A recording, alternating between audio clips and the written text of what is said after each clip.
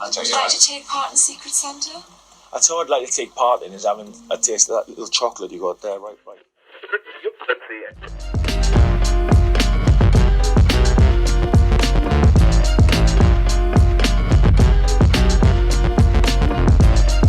Hello and welcome back to the What the Falk podcast. We've got another Sunderland special today. On the show with myself is former Wales, Fulham and Manchester City defender Kit Symons, who of course was the assistant manager at Sunderland. Firstly, Kit, how are you? Very good, thank you. Not bad at all. And for those unaware, what have you been up to since you've left Sunderland? Well, sort of immediately, I spent about 6 weeks up in Tynemouth, where I was renting a flat, which was lovely. Yep. And then I went off to China. Me and Chris went over to China for a year, and we came back last May.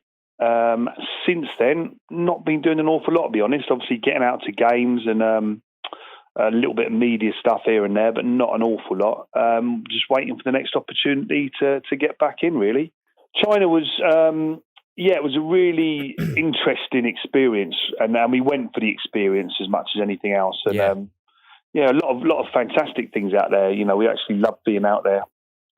We were based in Beijing. Really enjoyed the city. A lot of good people we met out there, and you know, the best thing, the most pleasing thing from my point of view is we made a real effect on our Chinese players. Yeah. Which a lot of people were saying that would be difficult to do, and obviously it's a cultural situation and problem, and you can't change the way people think out there and things like that. But our group of local players were brilliant, I've got to say, and we were told when we first went there that they were quite a difficult, troubled group. But they were brilliant. I've got to say, the local boys were fantastic and really bought in to the way we worked and what we were trying to do. I think obviously when you first went over there, there's a lot of people who are going to China with players, management. There's a few people that are going over there and sort of experience it and stuff like that now. Some people might look at it and think it's a bit of a strange move for some players. Some people may think it's a brave move. But now that you've been there and you've experienced it, can you understand why people are going over there?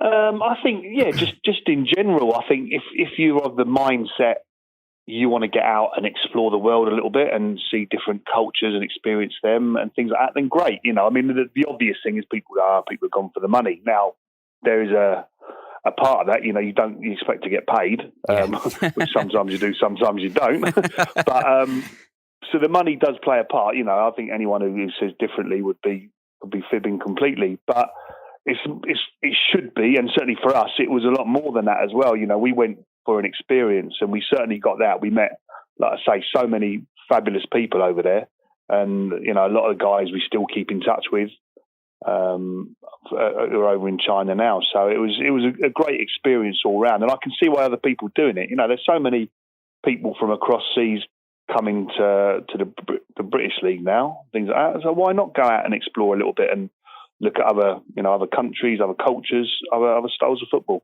Yeah, of course. And talking about challenges, I mean, I'm a Sunderland fan, so I think I know what Sunderland is like at the best of times, let alone the worst of times. But let's take you back to, I think, if my memory serves me right, it was 19th of November 2017, right? And I promise I haven't Wikipedia that, but I actually have. Yourself and Chris Coleman, I think, I think you have got sort of legendary status in your home country because where you went with Wales, how far you got, following the Euros, everything with Wales is fantastic. People are looking on at Wales as one of the better teams in the world, when before that they couldn't even qualify for sort of tournaments before yourself and Chris took over. So a club in crisis comes along, and the biggest crisis I've probably ever had with Sunderland, and inquires about yourself and Chris's services. So I think I'll put this in the best way that I can, but quite simply, why Sunderland? I mean, Chris had decided it was time for us to leave Wales for several different reasons, and there were talk of a few different jobs, obviously. But Sunderland one, he just rang me up, it was sort of a little bit out of the blue, and just said, I really fancy it. I'm like, right, okay. And obviously I knew all about the club. I've been up there and played there. I think I've obviously been at the old Roker Park, and I think I was the first official game or league game in the stadium when I played for Man City. At centre half, so you did. Yeah, that's right. Yeah. So I played in that game. So I knew what the club was all about, having experienced that. And I knew it was a massive club with fantastic support. I'd been up with the Fulham reserves and things like that. So I'd been all around the training ground. I knew what a great sort of facility that was. And yeah, Chris just said, I fancy Sunderland. He spoke to Martin Bain and said, I fancy it. I said, right, no problem. Listen, and I'd always told him I'd back him and go wherever he wanted to go. If we're staying together, I'd sort of back his judgment. And if he fancied it, right, let's crack on and do it. And so, long and short of it, suddenly we ended up, we had sort of brief talks. They weren't very in-depth talks really at all with Martin, who was very persuasive, I must say, Martin Bain. And we just bought into it. We knew it was going to be, we were under no illusions. We knew it was going to be very, very tough. But we honestly thought with a little bit of help and a little bit of luck, we'd have just enough to keep the club up. That's what we honestly thought going into it. Now, as things transpired, we didn't get any help and we certainly didn't get any luck. So it was unfortunate. But as far as taking the job, it was a brilliant opportunity. It's a fantastic football club. Bit of a mess, obviously, some of the things off the park and some of the things on the field. But still, a brilliant football club, great support, and some great people working there as well, who we got to meet and got on like brilliantly with. I suppose I hadn't planned on asking this, but I'm going to ask it anyway because you've literally triggered my memory. I was at the game in the 3-1 97, the opening game of the Stadium of Light. So you would have been playing at centre back. So would you have been Martin Quinney that day then? I think it's Quinney and Kev Phillips up front, wasn't it? I think, and it was, yeah. I think I had a bit of a stinker, if I remember. It wasn't one of my better games, that's for sure. So I would have been marking Quinney. Quinney, I sort of, knew well. We played together at Man City, so we were quite. I think I rented his old flat off him when I first moved to Manchester, so I know Niall sort of pretty well, and it's up against him and Super Kev. We obviously went on to do great things together. It was Kevin Phillips' league debut, funnily enough, because I think it was King Clancy, that got the equaliser from the penalty. Did you speak to Quinney before going to Sunderland? No, I didn't actually, strange enough, although he did come back into my football career, because when I was at Fulham and I was caretaker manager of Fulham, and I had to sit before some sort of panel to do almost like an interview procedure, but it was they just put together this panel of people. Like I said, Danny Murphy was on it, Brian McBride, and Niall was on that. So he was part of the interview panel, if you like, for me to get the Fulham job. But I was doing the job on a caretaker basis, and we were on a really good run and winning loads of games. So it was almost a foregone conclusion I was going to get the job because it was going so well. So I came in contact with Quinney again then after a number of years, so it was good to see him. But no, I didn't actually ring him about the Sunderland job.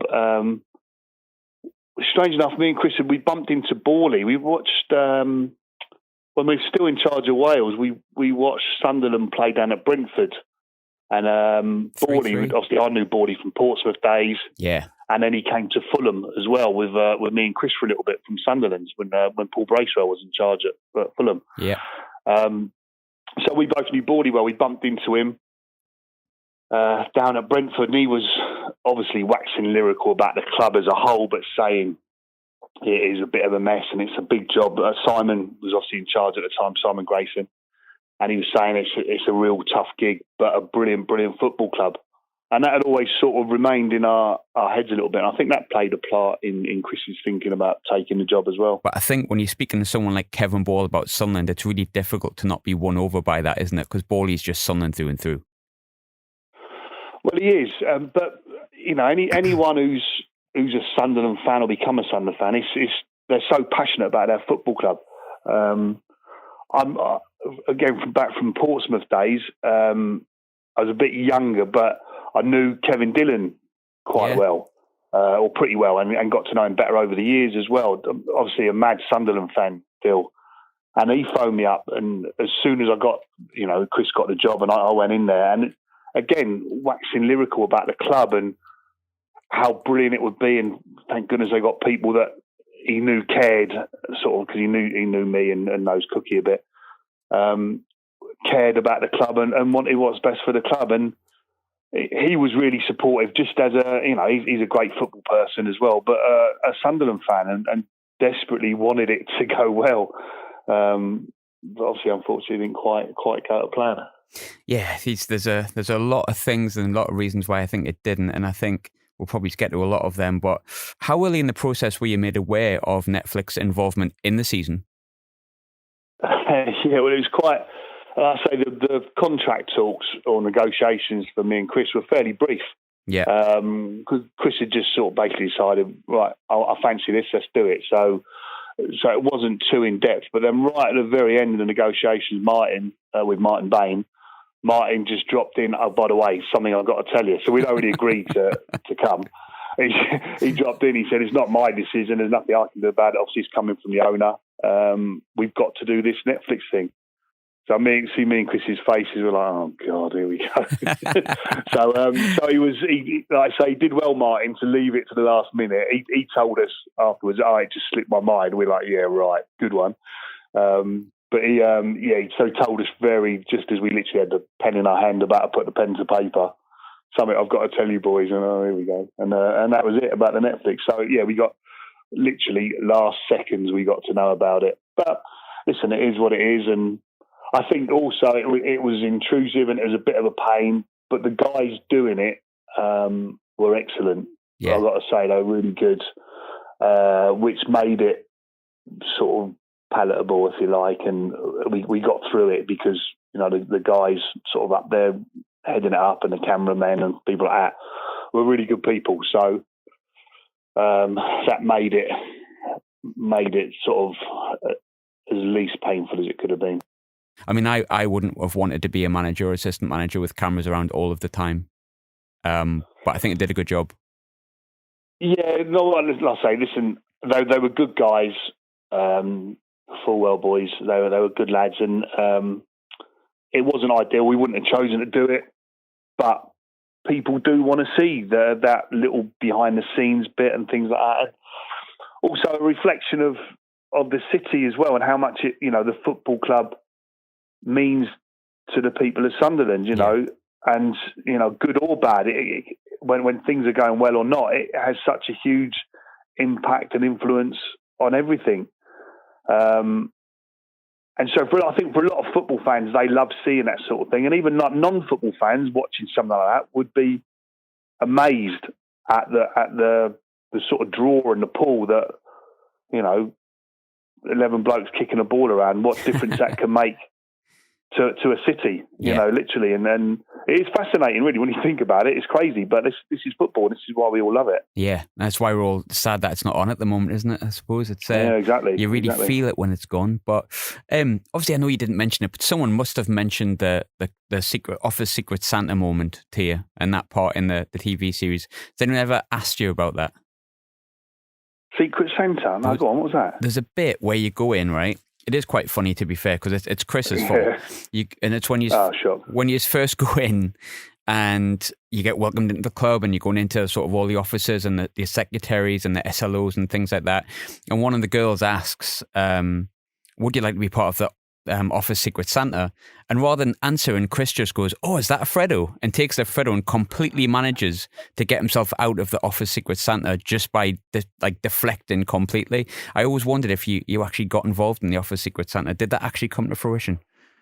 Do you know what? I don't think it did. I can't remember doing it, but that's Cookie deflecting. I've had a lifetime of this, honestly. That's what he does all the time, yeah. So I'm well used to that. You walk into the club as it is. At that point, it was an absolute mess. I think it got worse than it that ever probably has been. But what was the dressing room like when you arrived? It was the strangest, most sort of complex dressing room you could ever imagine. Obviously, we've been around football a lot, many different clubs as players and coaching and managing and all this sort of thing. It was the strangest sort of collection of players as a group that that we've ever come across or witnessed in all our time in football. It was it was all, I don't know, it's just it's real. There are a lot of good individuals there, a lot of real good lads within that group, don't get me wrong, but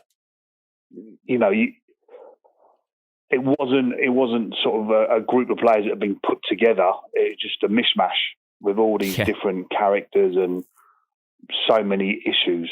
You know, that you always get a few problems and issues at football clubs, but this was just incredible. You know, there's so many different situations and issues and problems, more than you could ever imagine, and it was quite sort of incredible to deal with it all on a daily basis.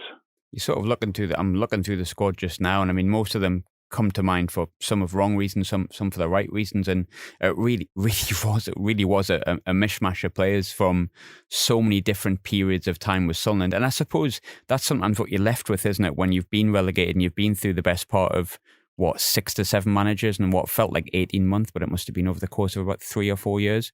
It's sometimes that's what you're left with, isn't it? You're left with sort of a mishmash of players that were brought for very different reasons to the club. Well, it was, and all these different managers, and then different directors of football or wherever, heads of recruitment, whatever their roles were, brought in all their own players, and you know, with different things in mind, clearly. And so it literally was a mishmash of players. I mean, I remember the first thing we walked into was Didier and Dong just didn't turn up, didn't come back from international duty. And you're like, well, where is he? We're like, we don't know, we can't get hold of him. He likes doing that. Wow. He's done that a few times. Well, exactly. And that wasn't the only problem we had with Didier, for sure. No. But that sort of set the scene with that one. You know, one of the. I mean, again, going back to when we saw Borley down at Brentford when we were still doing Wales, and Didier in that game, he got good energy and legs, and you're thinking, well, he's one of the few maybe that's around that's got good energy and legs, and you know, you need an element of that within your side. So you're looking, thinking he could be a player who could play quite a big part, but we never had him. Literally never had him. And then when he did come back and was fit and actually played for us, he got sent off away to Cardiff in the first half. So it was like, I don't know, it was just literally one thing after another with him, but then also with quite a few of the players for all different reasons and different issues and different problems, which made things very, very difficult. How important was it building a relationship with the likes of like John O'Shea and Lee Cattermole at the beginning of your tenure? Because do you sort of look as an assistant manager and as a manager, do you look at like leaders in the team and say, we kind of need them to be on board with us, and hopefully it'll, like, for want of a better word, especially at the moment, infect the rest of the team? Yeah, that's what you hope for. And straight away, the boys you mentioned, so John O'Shea was excellent straight away. Cat's exactly the same. You can tell both of them were just good, honest lads. Yeah. Good players, don't get me wrong, but good, honest lads, good characters, and that's what we were crying out for. But unfortunately, there weren't enough of them. Yeah. You know, and that was a problem. They were, and I think also with those two boys, and you know, then a young sort of George Honeyman coming through, who was a similar type ilk. But certainly Shazy and Katz had probably been having these problems for a long, long time. Yeah. And I think, and it's wearing. I think, you know, when you're trying to do things in the right way and you want the best thing for the club, but maybe you've got some people around you who clearly don't share the same values as yourself, it becomes draining. You know, I think, and it's hard for them. But I've got to say, those two boys were excellent all the time we were there.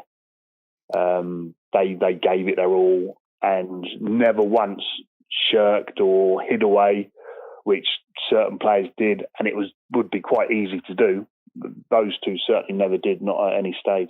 They would be the wrong person to point the fingers at, right? Oh, massively. It's the exact opposite. And like I say, they're probably the easy target because they always put themselves forward and wouldn't hide away, wouldn't shirk. So they're the ones that are always seen. This, unfortunately, is how football can often go. I've experienced it myself through playing, so I knew exactly what they were going through. My sort of final season at Man City, I had a really tough time. And I was like team captain and stuff, and I'd do every supporters do going, and I put myself forward. I wouldn't hide away at all. I was having an absolute stinker myself. The club was having a terrible time. I was having an awful time. But you go one or two ways, and you know, I'm sort of, I think, a similar type character to Shazy and Katz to an extent, and I wasn't going to hide away from it. I was going to put myself forward. But then you get extra criticism then, whereby some people maybe just slip away, go under the radar, don't want to be seen, don't want to put themselves forward, and they sort of get away with it. But you're thinking, is that the sort of person you want to be or how you want to do it? And certainly I didn't, and those two boys didn't either. They always sort of fronted everything up. And it was tough to do that. You know, the easiest thing was to sort of get out the firing line, if you like. But they didn't, and so I think full credit to them for that. And so they're certainly the two of the wrong people to be given any criticism to when it comes to the bigger picture. The players that seem to really react to Chris and yourself's management, definitely George Honeyman, Joel Asoro, Josh Madger, as much as he didn't really burst into life until the season after. Could you see George Honeyman being the captain? Not a surprise at all. You know, he was, I used to call George, obviously massively looked up to Cats. Yeah. They used to call, it was Cats and Kitten. They used to call little George like Kitten, because he was such a mini Cats. And, you know, we were all, you know, certainly me and Chris were really pleased with this, because you're thinking, well, you know, George is looking up to a good role model, a good sort of senior pro, and one of the good guys. So it was not obvious, well, fairly obvious to be honest, that he was going to go the right way and have the right characteristics to be a future Sunderland captain. So, you know, obviously our time was up and we went on our merry little way, but, you know, we kept in touch with what was going on, and, yeah, certainly me and Chris were both delighted to see George made captain of the club. You had Lynden a little bit younger and maybe a little bit rawer, but could you see his potential then, and could you see he's also got the right attitude as well? Yeah, he was a good boy, Gooch. He was going through a little stage with us. He was a bit frustrated because he wasn't. He started quite a lot of games and played a lot of football under us, but he wasn't necessarily going to be in that starting 11 all the time. Yeah, and he was a bit frustrated because he was just sort of on the cusp of it. You know, he was a young boy then, doing well, great potential. And again, one who just wanted to go and play football. He's got a real enthusiasm for football. But as you said, he was quite raw and still sort of learning certain aspects of the game and developing. But again, not surprised that he stayed and gone on and done very well for the club, because he had the right attributes, and the biggest thing was probably the right mentality as well, and desire. And certainly actually cared about the club, which is great to see. So again, he's another one who I'm really pleased to see going on and doing so well. Yourself and Chris give a chance to sort of almost immediately was Ethan Robson. Now, there's reasons why he hasn't kicked on so far. Obviously, he's been on loan and done really well, but he has suffered really badly with injuries. But if Ethan Robson can stay fit, do you see him being a player that could come into the fore as well for Sunderland? Yeah, again, he was a young boy coming through, but had a good attitude, good mentality. And like I say, it was a troubled, difficult group that we inherited, and there were lots of issues and agendas within that and problems. So, players who had a real good desire mentality were great for us as far as we could see.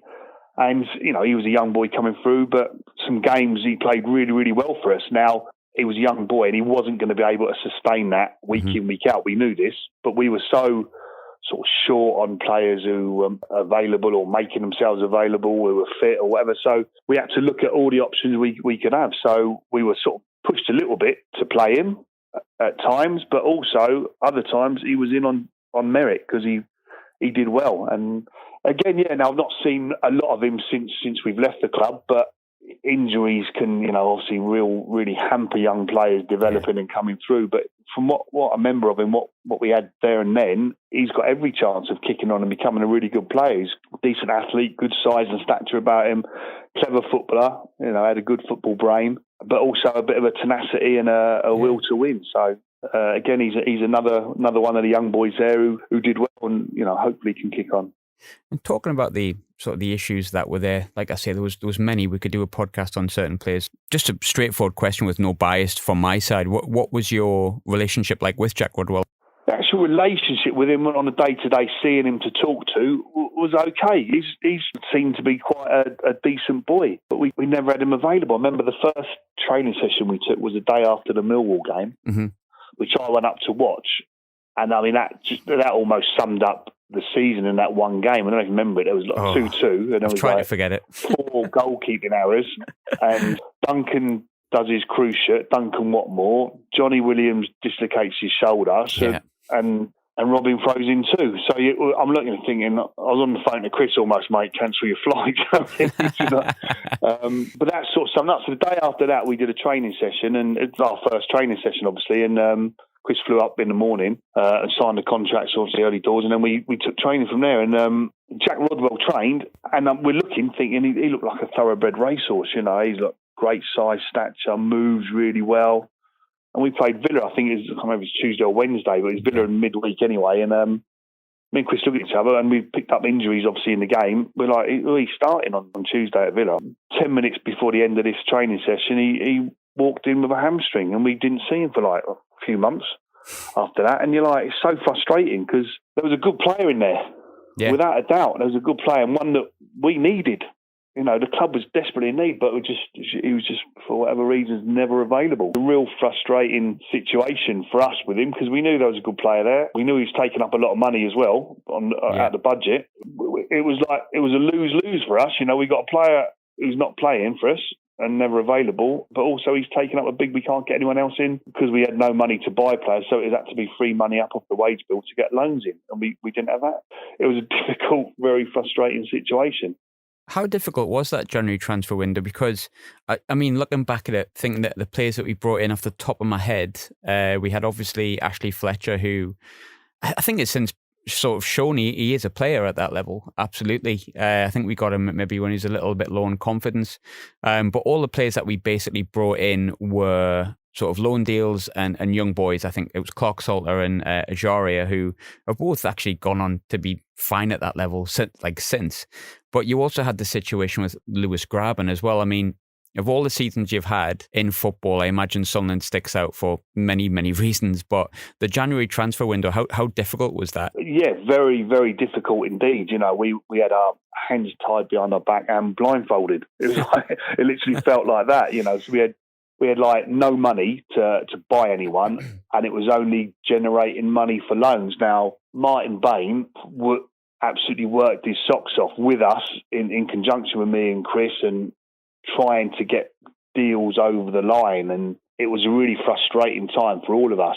But we managed to do a bit of business, and again, we were hoping that would have been enough to maybe just get us over the line and just keep us up. And there were signs, you know, there were little signs that it was going to, I mean, Derby away, for example, things like that, you're thinking this could click, but then something else would go wrong and there'd be another problem, another issue. And, you know, it was frustrating because it was there, you know, like I say, certainly that Derby away game. I remember just before Christmas, we beat Fulham at home when Madger scored. And you're thinking, a really good side, Fulham, so on a great run, and you're thinking, well, that could be a turning point. And then, like, there were false dawns, and we got, you know, obviously we got smashed in Sheffield United on Boxing Day or whatever, and then lose to Barnsley at home on New Year's Day or whatever it was. So, you know, you get one little step forward and then sort of 2 steps back, and you're thinking, it's just so frustrating. And then, like I say, the Derby game, where it's a brilliant performance, you know, really good,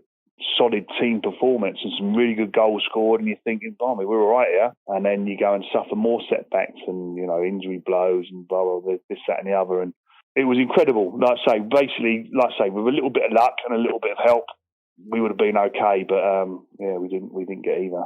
One of the big things that I suppose sometimes gets pointed at about the January transfer window, but maybe losing Lewis Graben was, looking back, probably quite big. Ashley Fletcher didn't hit the ground running as much as I think many of us expected and thought he would, whereas Graben was criticised in some quarters, but he seemed to know where the net was.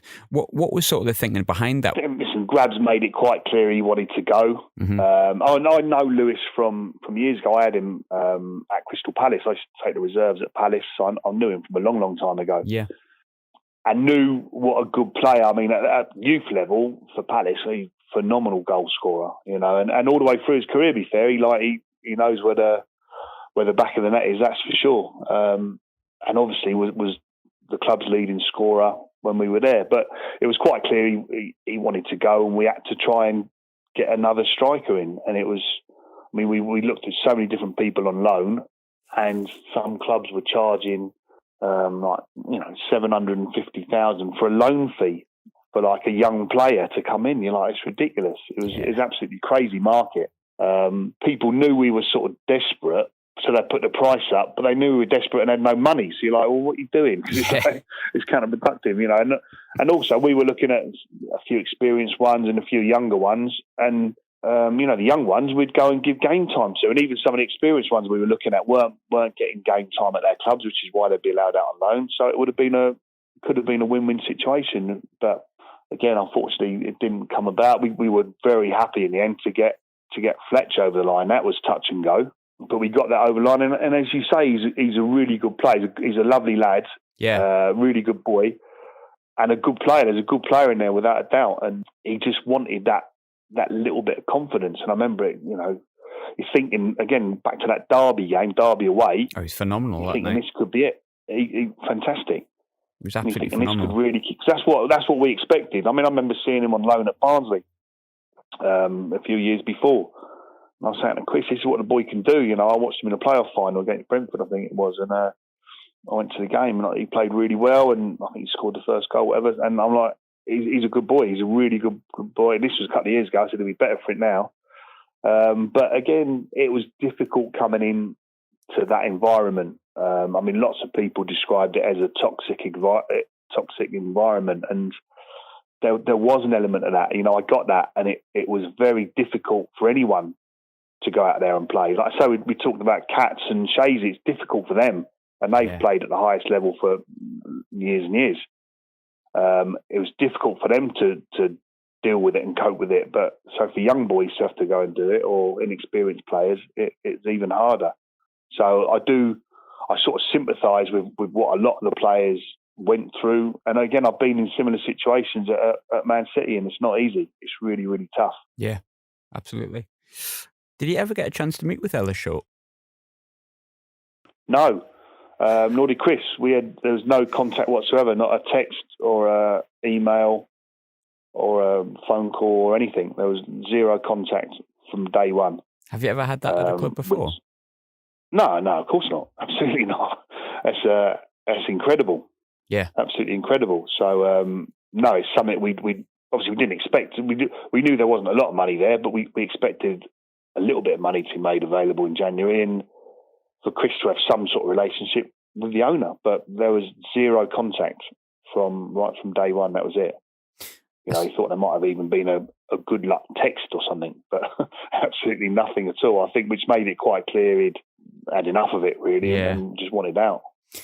So I suppose then it brings me to Martin Bain, and I mean, I think I'll openly admit, I think Martin Bain in a lot of quarters is probably seen in a negative light at Sunderland. That's certainly the feeling. How was your own personal relationship with Martin? If he would have been, I imagine, the person that you would have directly reported to, with Ellis Short being completely absent. Yeah, well, everything was dealt with and done through Martin. So, no, me and Chris both had an excellent relationship with him, and he couldn't have been more supportive for us. Now, when I say that, he didn't have a magic wand, and he couldn't get the owner to give any money. But for everything he could do, we couldn't have asked for any more from him, and we worked really closely with him during that transfer window that we had. He was up all hours trying to get things done, and we were getting so many doors slammed in our face. It was untrue. It was a really sort of frustrating, soul-destroying time. And in the end, like I said, we got a few deals done, and I was sort of delighted and relieved we managed to do them. But in reality, it wasn't as much as what we'd hoped for or what we'd hoped for. But it took a lot of hard work to get anything over the line, because, like I say, everything was just going wrong, and people were, not returning calls, sort of shutting doors in our faces, and it was very, very difficult. Obviously, the finances weren't there. Obviously, the Rodwell situation, going back to that, Jack said he'd go, which would freed up that money then, but then didn't want to go. So it was still on the wage bill, so there's nothing we could do with that. So it was, the whole situation was really frustrating and annoying. But Martin, from my point of view, and certainly from Chris's, I know, was excellent. And again, I think we're talking about maybe Cats and Shazy, people who don't, stand up and don't shy away or duck down and dodge the bullets. These are the ones that get the abuse and get the stick. And Martin, I'll put in the same category as that. You know, he wanted what was best for the club. He's there, he's paid his wage to do a job, and he worked his socks off and did it to the best of his ability and gave everything he could for that football club. And like from our point of view, was very, very supportive. Another big pullout, I suppose, from the season, and again, it's from a fan's perspective, I suppose, which could be very, very different when you're inside a football club. The one thing I remember picking out, Sunderland have always had fantastic goalkeepers. No matter how poor we've been, no matter how good we've been, we've always had the likes of Pickford, Mignolet, Sorensen, all the way back to Jimmy Montgomery. Now, that particular season just seemed to be a season where no matter which goalkeeper we signed, there was just a mistake that happened in it. And I mean, you look at Lee Camp now, and he's not really that well loved at Sunderland for those reasons. But at Birmingham, he's playing in the Championship, and Birmingham fans seem to absolutely love him. I think with the confidence being so low, the likes of Lee Camp, Jason Steele and Robin Reuter, when they were making mistakes and things like that, was it really difficult to lift them? Yeah, well, I mean, listen, goalkeepers, it's a lonely position. Yeah, you know, and you make a mistake, and, you know, other players make a mistake, you can run around a little bit, and not hide, but you can but keepers have got to just stand there and, you know, take all the flack and the abuse, and you can hear stuff that's coming from the stands and that. Very, very, very difficult job. And as I said, just my first experience was that Millwall game at home, where Robin, a bit of a stinker for both of the goals, but then, you know, was it Jordan Archer, I think, in goal for them, who made two mistakes as well. It was, yeah. He pushed one into his own net. Bizarre goal. Adam Matthews cross, wasn't it? He's fought me, Adam, his shot, but not a chance. No, it was a bad cross, is what it was. It was a terrible cross. It was going over the bar until I pushed it in. Exactly. So, but that's, you know, that summed up, you know, the life of the goalkeeper. Just that one game, you know, all 4 goals, bad mistakes by the keepers. So, but it was difficult for everyone, and like I say, in especially the home games, I think that atmosphere was difficult for players to play in, you know. And don't get me wrong, I'm not criticising anyone for that atmosphere, because this was born out of years of frustration and in being treated badly and not the wrong things happening to their football club. So I get it. I completely understand it and get it entirely. We were trying to lift things and improve things and the atmosphere and the environment and all this, and so difficult to do. How was the Derby game lifted everyone, and then I think we played Sheffield Wednesday on the Monday, because I think it was Easter Friday, Easter Monday. The Sheffield Wednesday game didn't go, I think many people had hoped, and we didn't actually play bad that day. It was a case of that season, just little mistakes, and we got punished. But when we actually got relegated, with yourself and Chris, and how do you take that disappointment and try and turn it into a positive for the players for the remaining games of the season? It is very difficult. You know, there's no getting away from it. It's getting relegated at any club is tough. It's hard, but when it's at a massive club, again going back, I had it at Man City. You know, a huge club like that, getting relegated to League One. It's very tough, because there's such a huge level of expectancy. Yeah. And clubs like Sunderland, Man City, they should be playing in League One. But listen, if things are not done properly off the field, anyone can end up there. Any club, and you know, Sunderland are a great example. Man City are a great example. Doesn't matter how big you are, whether you can have, you know, 35,000 supporters watching you. If things are not done right off the pitch over a number of years, it's going to come back and bite you. And you can end up in, you know, languishing in League One or whatever. And it's horrible, but it's a fact of life. And but it goes on over a number of years. You know, if things are run badly for year after year, that's where you're going to end up. That's how it's going to happen. And it happened at City, and it happened at Sunderland. So I just hope, really hope to God. Now, obviously, you look at Man City, what's happened to them subsequently. So, you know, there's certainly a light at the end of the tunnel, and you're thinking, well, you know, with the right levels of investment and things are done in the right way, yeah, great. Sunderland can get themselves back up there, because that's what they should be, you know, playing top flight football. I just keep trying to convince myself that we're going to be the next Sheffield United.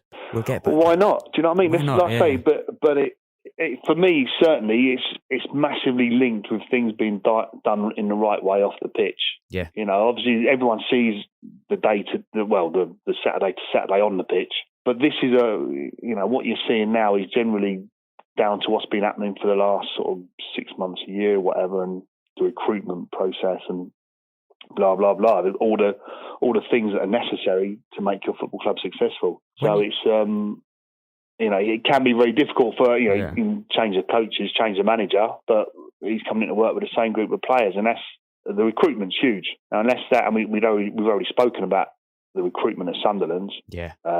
It over a period of previous 3-4 years, and still it was horrific, and still unbelievable. Well, you know more than that about that now. But that's the opinion of the host. Obviously, it didn't happen. But before you knew, obviously, that you were going to be leaving the club, how much were you looking forward, or both of you looking forward to getting the club back into the Championship or having a real good go at it in League One and coming straight back up and getting a bit of positivity back in the club? Well, what we were doing was, long before the relegation was certain, you've got to start putting plans in place. So we were having to get sort of two lists of players going. So one for Championship and one for League One. So we were already looking at worst case scenario because, without that was a possibility. So as much as we were confident and we honestly thought, like, by hook or by crook, we could keep the club in the Championship, we also knew realistically there was a strong chance that we could be in League One. And if that was to happen, we were planning for the type of players and who we were going to bring in to help us get out of League One. So long before the final game of the season, obviously, things have got to be put in place, and especially the lack of budget.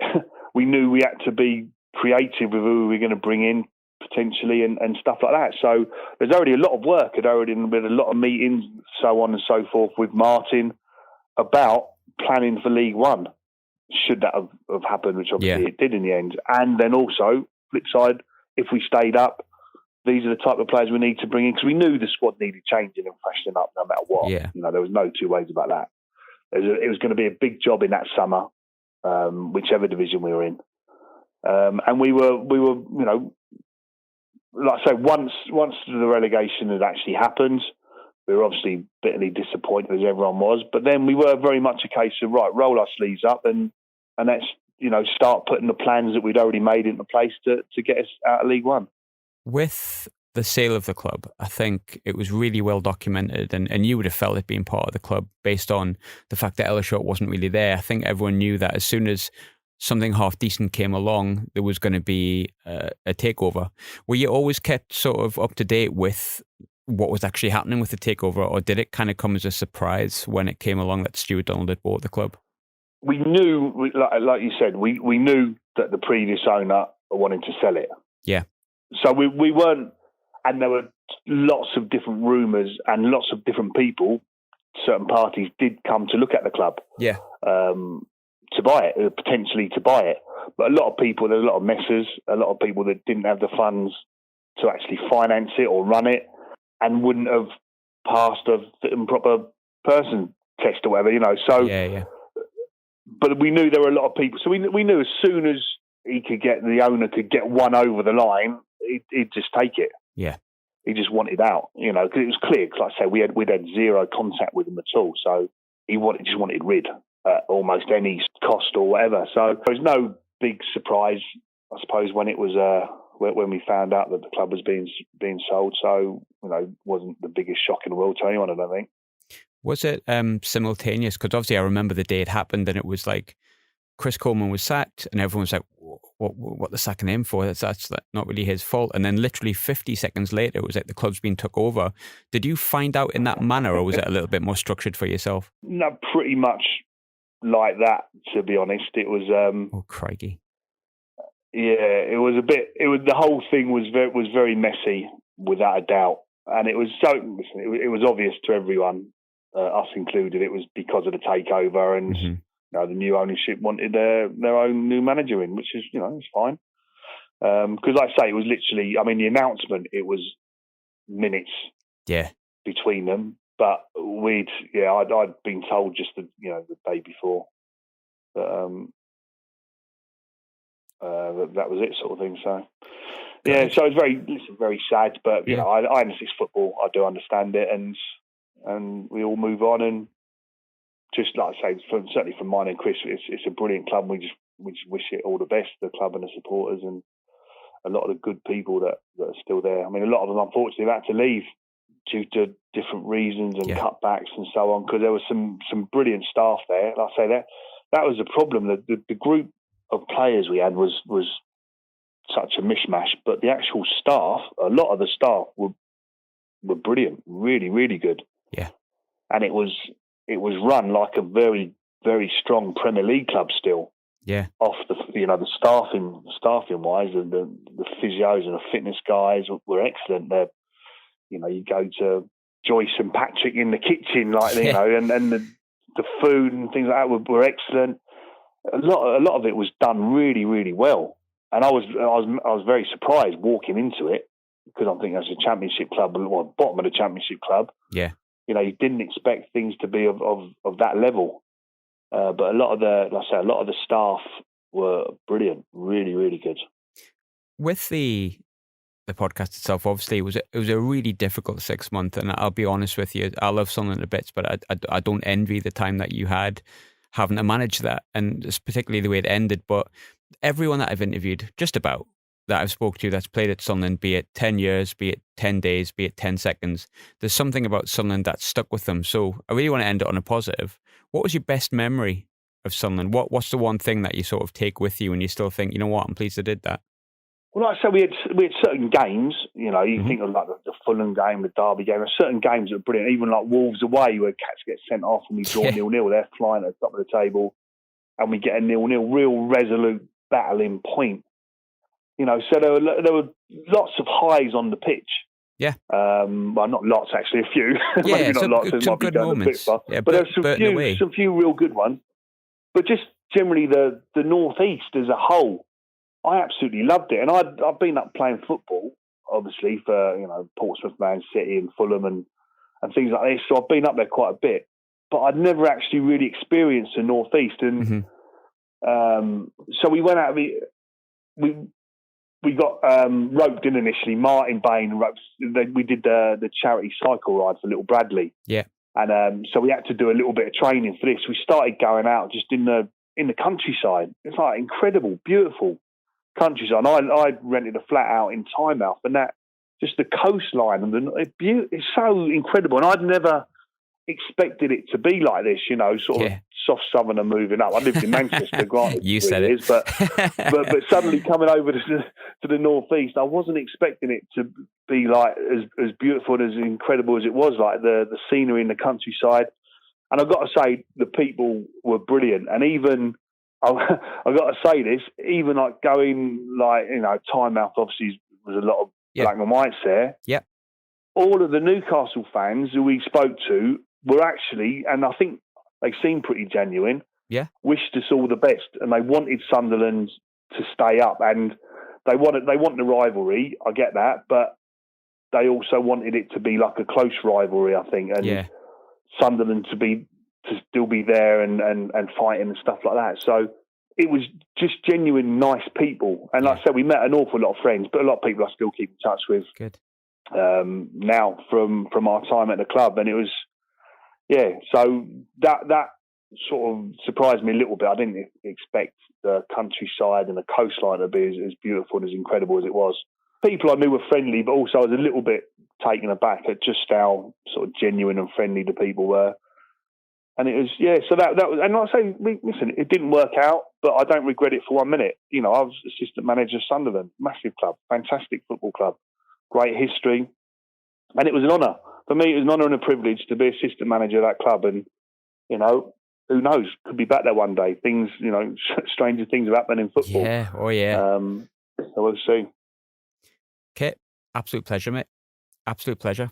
My pleasure, no problem at all. No, I hope it wasn't glad it was all right. Too much PTSD going back over that season. No, like I say, it is frustrating and going back over it, but I mean, it's like I say, the problems that we had with that squad.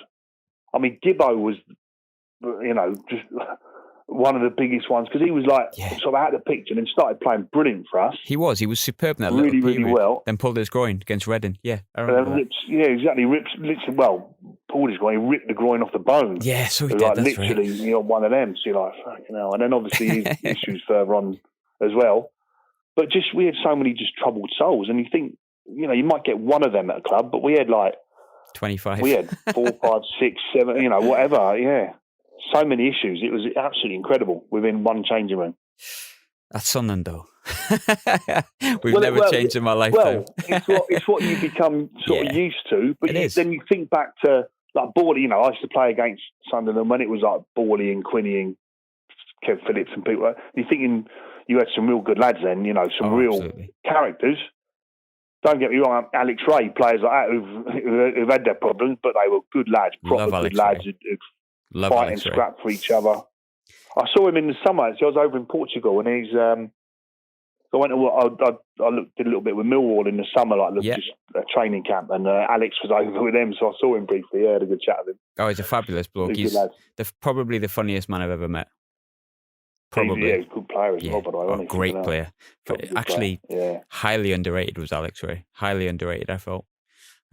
Lee Clark as well. Obviously another person in that team. It might not be well liked because of how he left the club, but someone you would have had at Fulham, I think, I would imagine. Well, Nash, I know Nash really well. Yeah, so, great player again. Yeah, very, very good. He's brilliant when he came to Fulham. But great for us. He played in that, obviously, that game when I played for City for the first league game at the stadium. Yeah, really good player, Clarkie. Great player, bad taste in T-shirts. They're maybe not advisable. He's a shit drinker. That's what it was. He's pissed. He's fucking rubbish. He still is. Dog shit drinker, Clarkie. I've heard that once or twice, I'll be honest.